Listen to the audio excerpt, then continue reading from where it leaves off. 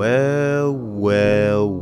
Never in a million years did I think I'd see the day. A monkey in a Batman suit. Hey yo, what the f? Look at DC over here trying to wookify my comics. We already got them darkies in the Bat family, notably two via Luke Fox as Batwing and Duke Thomas as Signal, but that's way too much if you ask me.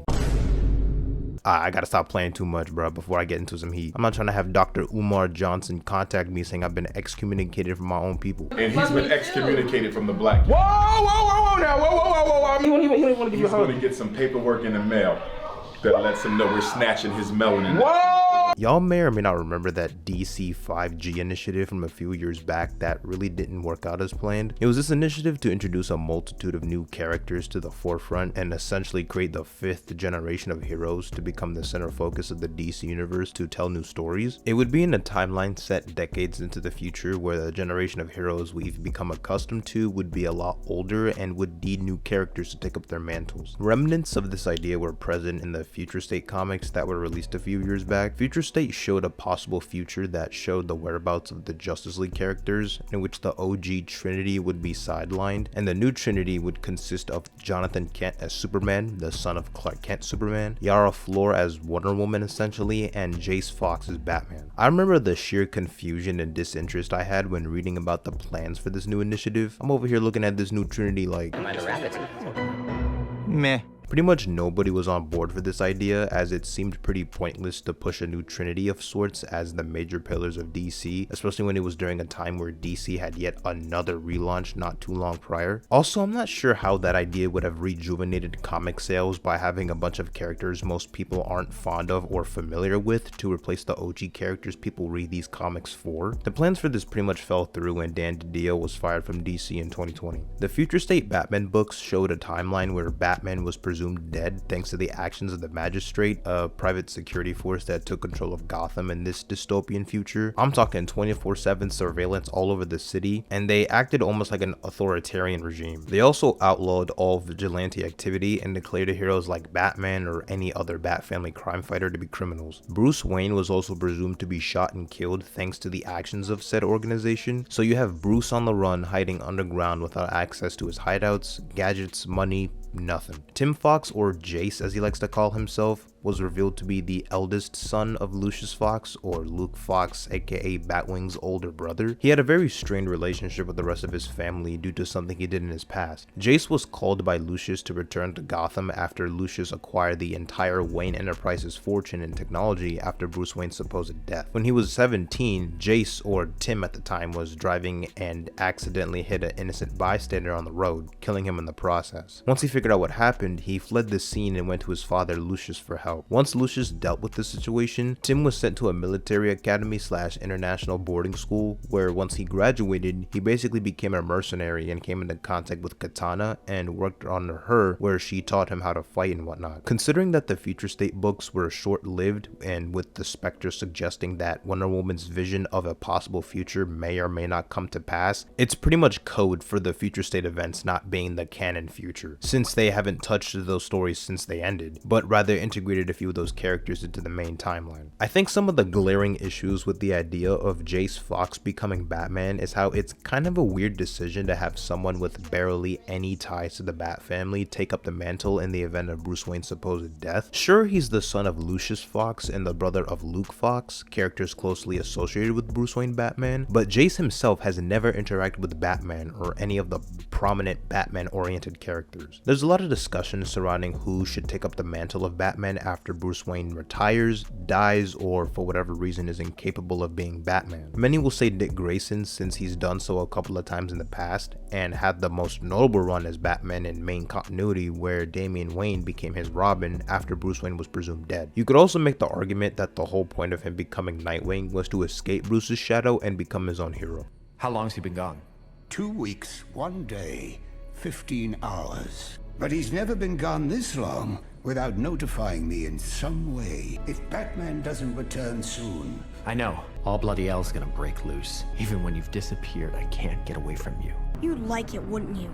If he never came back, then you get to keep that suit. I've struggled for years to get out of Bruce's shadow, to build a life for myself, and the last thing I want is to be wearing this damn thing. For Jason Todd becoming Batman, I'm gonna have to give that idea a 2 sides of hell nah. Tim Drake could be a good candidate, with him being the best detective out of the Bat Kids, with Batman on occasion highlighting his intelligence and stating that one day Tim will surpass him as the world's greatest detective. If it's set in the future, Damian Wayne would be old enough, as that's something he constantly strives for, believing himself to be the true successor considering he's the literal blood son. Maybe you could go the classic Batman Beyond route with Terry McGinnis, or perhaps maybe even Cassandra Cain. Like, there's so many options to choose from. People always go back and forth on who should be the next Batman, but the actual true answer has been right in front of our faces this whole time. I honestly cannot think of anyone more qualified. Even though he's dead in current comic continuity, the only person capable of properly continuing the Batman legacy is Alfred Pennyworth. My man is the GOAT. So you've discovered our little secret. I am Batman. It's all right, Alfred. Funny how you and the Batman have never been in the same place at the same time tonight. Right there! It's the, Dark Knight!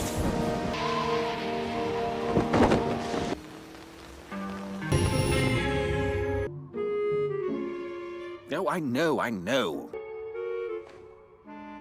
I was in a hurry. So considering most of the characters mentioned are still around in future state, it makes it even more questionable that the mantle would be taken by some random guy who's never shown up in any of the Bat books. Even if it had to be a brother to become the next Batman, you could have just gone with either Duke Thomas or Luke Fox, considering they've actually trained under or closely worked with Bruce. But nah, let's choose someone who would be less qualified, lacking the high quality training compared to the rest of the Robins, the understanding of being a Gotham vigilante, and the insight into what Bruce wanted to accomplish with his mission. Like, who is this nigga? Who are these niggas? I cried laughing when I read it. You know what I'm saying? Maybe they wanted to add some more melanin in the Bat family, considering there's only like 3 black people. Maybe they could have introduced him as his own hero, but taking up the mantle of Batman is just odd. Again, it wouldn't be as problematic if he was actually associated with the Bat family beforehand and trained under Bruce. Jace would later be brought into the present day timeline / main canon, since the future state timeline isn't the canonical feature of events to occur. When he was brought over into the main canon, he had his own solo book titled I Am Batman that lasted for about 18 issues before getting cancelled. He worked under his father Lucius in Fox Tech, where he stumbled upon a bat suit and discovered that Bruce Wayne and Lucius Fox were supplying Batman with a bunch of arsenal and tech. He worked with a close friend of his to hack the suit's technology to use the suit for his own sole purpose in crime fighting. Jace uses it to try to stop a riot between hired professional hitmen disguised as radicals and the GCPD. The hitmen were hired by a billionaire who secretly ran a trafficking ring. Batman was initially blamed for the riot on social media after a wide spread of misinformation, shifting the narrative against his favor. So Jace gets the bright idea to call up his homeboy to help him design his own fancy custom batsuit made with materials like graphene along with non-Newtonian fluid and whatnot. Jace feels the urge to make a difference and seeks a way to inspire change as a means of moving on from the grief over a mistake he made as a teen. Eventually, Jace would move to New York, where he would be the primary Batman in that area, and ditched the faceplate he initially wore to convey the fact that he was his own man in a sense. He even took up the mayor's deal in joining the special crimes unit for the police force in New York. It's one thing to have Jace Fox become Batman where Bruce Wayne and Batman are presumed dead, but to have him become Batman while Bruce Wayne is still active out and about in present day just seems really redundant and pointless. I don't understand the need for there to be another Batman alongside Bruce. 2 Batmen coexisting as the new status quo is just weird. The idea of someone else becoming Batman only works if Bruce is either retired, physically incapable of being active as Batman, or is thought to be dead. Imagine if Tim Drake or somebody was like, yeah, I'm old enough, I'm gonna become the next Batman and relocate to Chicago or something while Bruce is still active in Gotham. It's like, what are you doing, fam? As expected, there was a lot of controversy online when they announced that Jace Fox would take up the mantle of Batman. You got your article headlines making it a bigger deal than it actually was, since it was him replacing Bruce Wayne in an alternate timeline that's not even canon in a line of books that lasted only 2 months, further enraging the side of the fandom that weren't even keeping up with comics to begin with. You also got the flip side praising the idea of Jace Fox being Batman, think it gets revolutionary when having yet another person being Batman in the main timeline is a dumb concept to begin with. Even if the purpose was solely to be a gimmick, Jace Fox's Batman isn't something that people discuss much, simply a concept that has now faded into obscurity. Regardless if you read comics or not, he's pretty much been forgotten about. One thing I will say say though, despite my grievances on the concept of a new Batman in current canon, his bat suit is fire, bro. Like, that design is too clean to be wasted. Them niggas the fucking drip, man. You crazy? Yeah, my nigga. Look at the fucking drip, man. Hold on, B. Hold on, yeah. Look at the fucking drip. I said that the Denver Nuggets jeans.